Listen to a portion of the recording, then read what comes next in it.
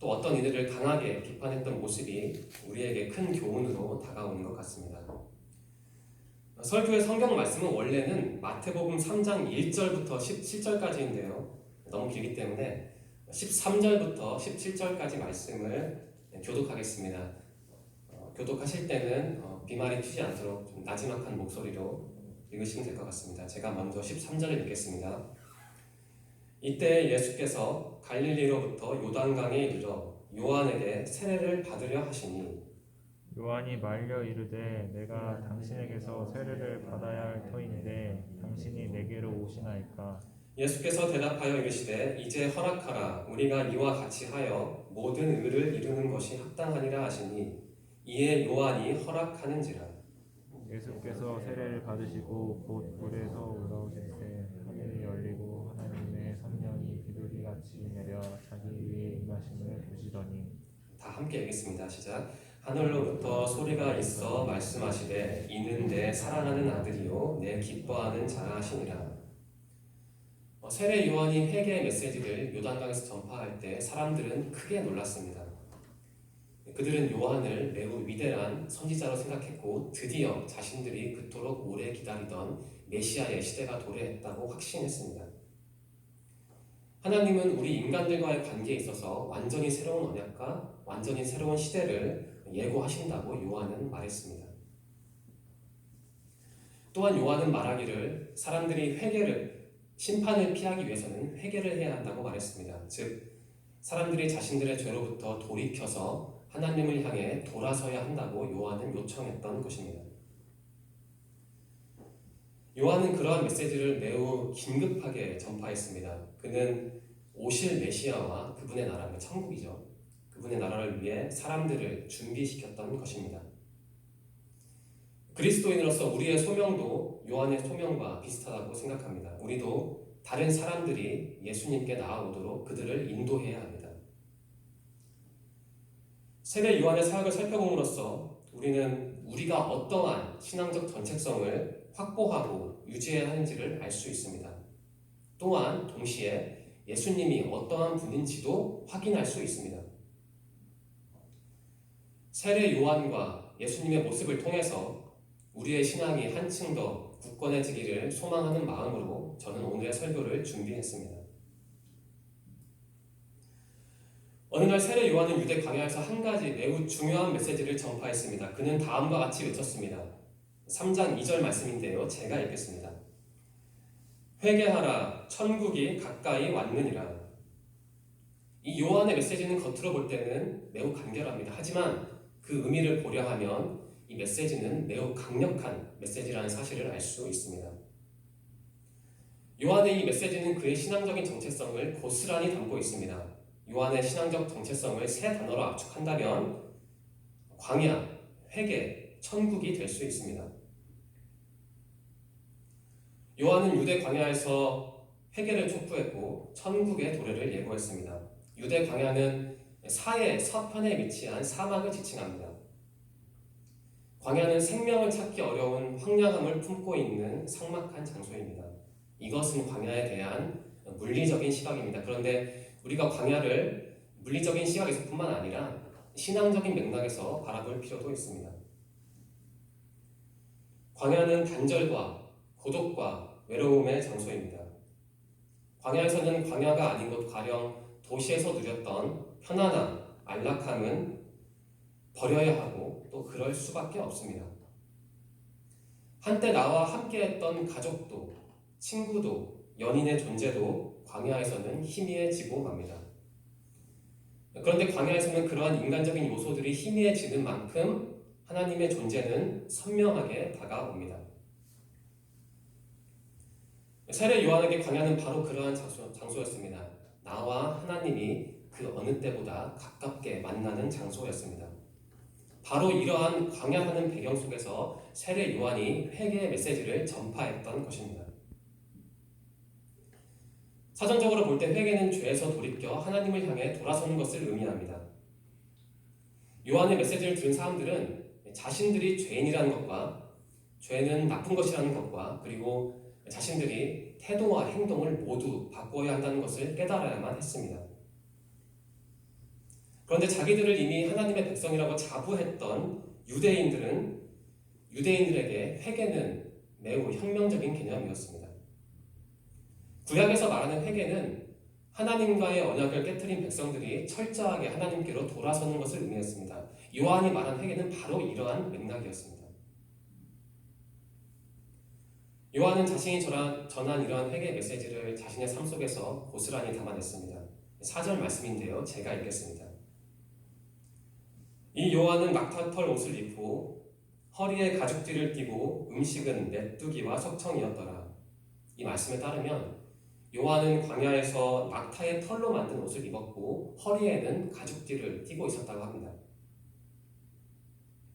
어떤 책을 보니까요, 낙타의 털은 매우 두텁고 거칠다고 합니다. 이러한 낙타 털로 만든 옷은 조밀하게 짜여져 있기 때문에 물이 스며들지 않고 그래서 어떤 환경에서도 견딜 수 있는 매우 튼튼한 옷이었다고 합니다. 그래서 사막에 거주하는 사람들은 이 낙타 털로 만든 옷을 겉옷이나 망토로 사용했습니다. 낙타털 옷은 부유한 계층이 입는 옷과는 대조적이고 어떠한 종류의 사치스러움에도 저항의 표시였습니다. 또한 사람들은 어떤 고통이나 상실의 순간이 있을 때 상징적인 의미에서 이러한 옷을 가끔 입었다고도 합니다. 세례 요한은 메뚜기와 석청, 그러니까 석청은 돌에서 채취하는 꿀이죠. 이 메뚜기와 석청을 음식으로 삼았습니다.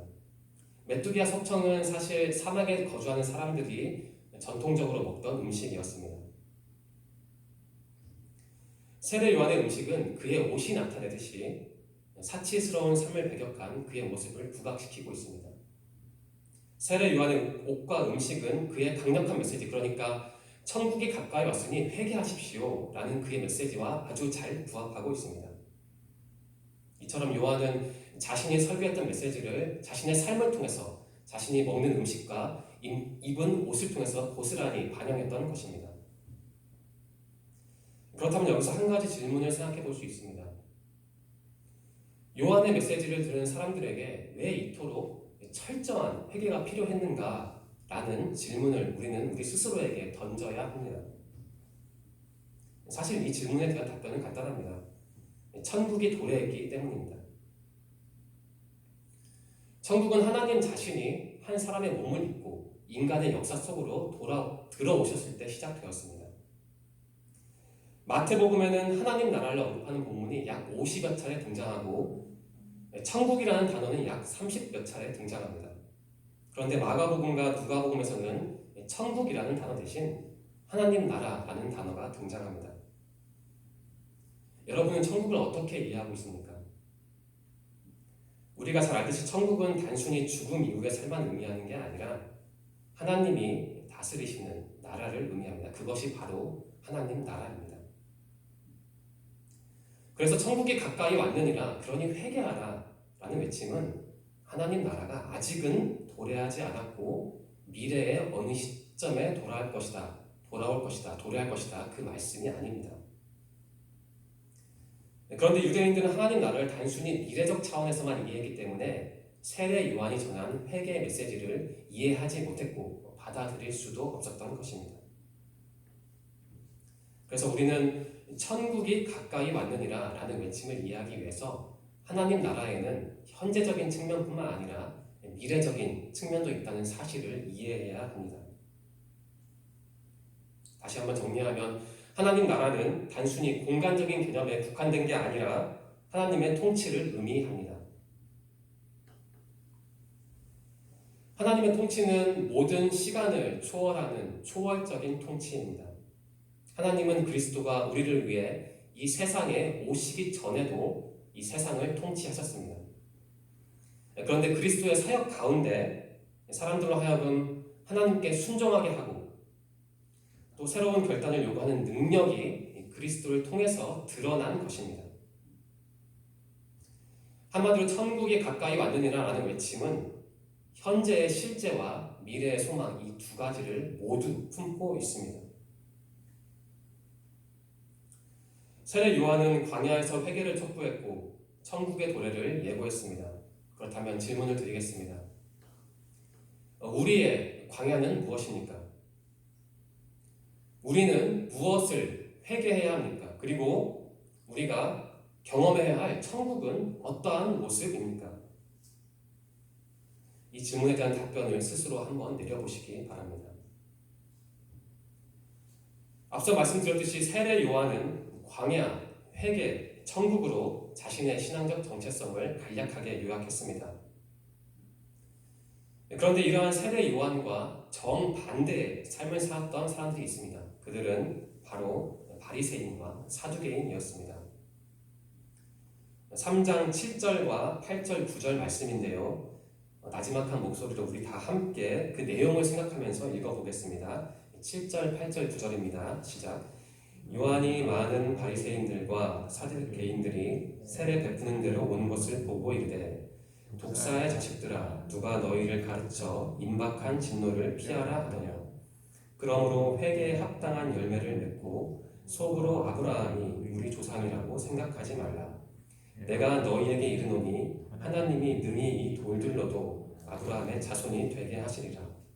사실 우리를 굉장히 긴장시키는 말씀입니다. 당시 바리새인들과 사두개인들은 많은 사람들에게 큰 영향력을 끼치는 지도자였습니다. 그런데 요한이 요단강에서 세례를 베풀 때 이 바리새인들과 사두개인들이 그 장소를 찾아왔습니다. 요한은 그들을 보자 그들에게 독서를 쏟아내고 말하기를 회개에 합당한 열매를 맺고 아브라함이 여러분의 조상이라고 생각하지 말라라고 말했습니다. 사실 바리새인과 사두개인은 적대적인 관계였습니다. 그런데도 불구하고 그들은 요한이 세례를 베푸는 현장을 함께 찾아왔습니다. 그들은 아마도 요한의 사역을 감시 혹은 검사하기 위해서 그 자리에 왔을 겁니다. 또한 그들은 그 세례 현장에 있던 많은 무리들로부터 환심을 얻기 위해서 혹은 요한이 혹시 어떤 결점을 가지고 있지 않을까라는 의심을 품고 그 자리에 왔을지도 모릅니다. 요한은 이러한 그들에게 독사의 자식들이라는 매우 살벌한 문구를 동원해서 그들을 나무랐습니다. 세례 현장을 찾아온 바리새인과 사두개인의 모습이 마치 뱀이 교묘하게 접근하는 모습을 취했기 때문에 그렇게 심한 말을 동원해서 그들을 비판한 게 아닌가라는 생각이 듭니다. 당시의 유대 사람들은 믿기를 아브라함이 우리의 민족이기 때문에 하나님은 우리를 넉넉히 언제나 충분히 받아줄 것이다 라고 믿었습니다. 세례 요한은 바로 그러한 근거 없는 권위의식과 특권의식을 날카롭게 지적한 것입니다. 이처럼 바리새인과 사두개인의 모습은 세례 요한의 삶과는 무척 달랐습니다. 세례 요한은 자신의 삶을 철저하게 하나님 앞에 내려놓았습니다. 그리고 철저하게 회개했고 자신의 삶을 반영해서 사람들에게 회개를 요청했습니다. 하지만 바리새인과 사두개인은 근거 없는 권위의식과 특권의식에 사로잡혀 있었습니다. 또한 바리새인과 사두개인은 자신들의 삶을 하나님 앞에서 교정하려 하지도 않았습니다. 그들의 삶은 앞서 말씀드린 광야, 회개, 천국과는 너무나도 동떨어진 삶이었습니다.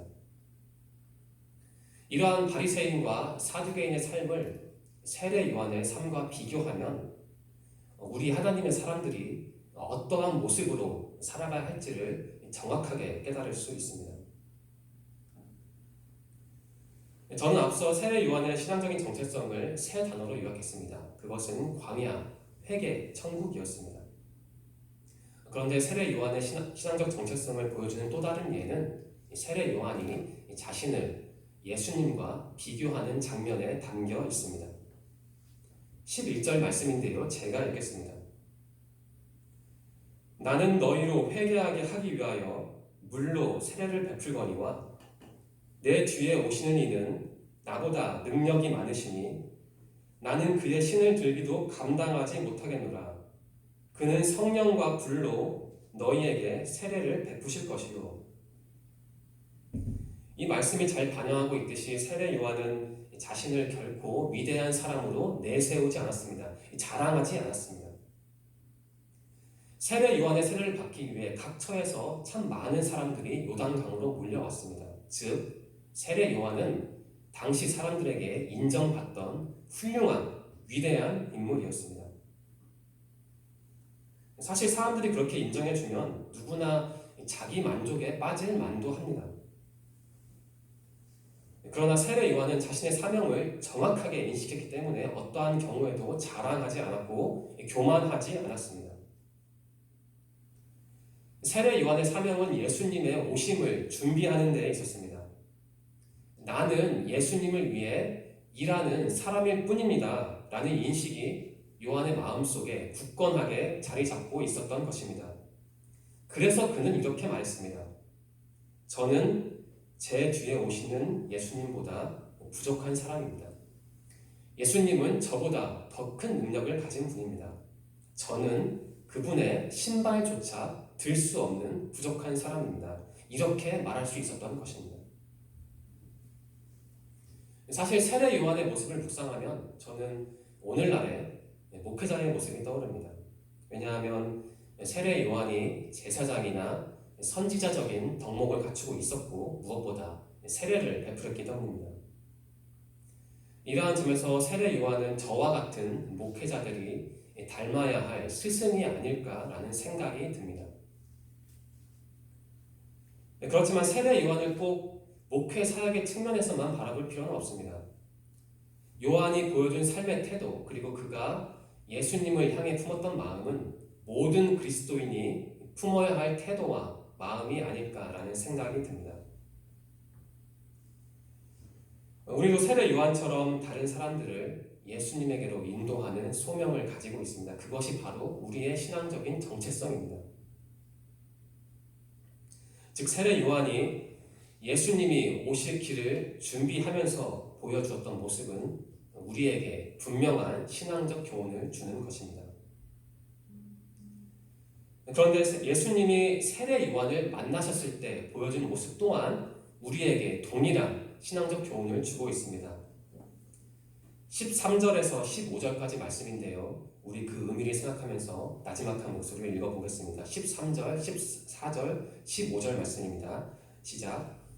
이때 예수께서 갈릴리로부터 요단강에 이르러 요한에게 세례를 받으려 하시니 요한이 말려 이르되 내가 당신에게서 세례를 받아야 할 터인데 당신이 내게로 오시나이까. 예수께서 대답하여 이르시되 이제 허락하라. 우리가 이와 같이 하여 모든 일을 이루는 것이 합당하니라 하시니 이에 요한이 허락하는지라. 세례는 죄를 정결하게 하는 의식입니다. 그러니까 죄인인 인간이 받는 의식이 바로 세례인 것이죠. 기독교 신앙에 따르면 예수님은 온전한 신이자 온전한 인간이라고 합니다. 또한 예수님은 죄가 전혀 없는 매우 거룩한 분이라고 합니다. 따라서 예수님은 세례를 받으실 필요가 전혀 없었습니다. 그럼에도 불구하고 예수님은 세례 요한에게 말씀하시기를 나는 당신에게 세례를 받아야 합니다. 저에게 세례를 주십시오 라고 말했던 것입니다. 여러분, 죄가 없는 예수님이 왜 세례를 받았다고 생각하십니까? 저는 이 본문을 묵상하면서 예수님의 세례의 의미를 한번 깊게 이해하고 싶었습니다.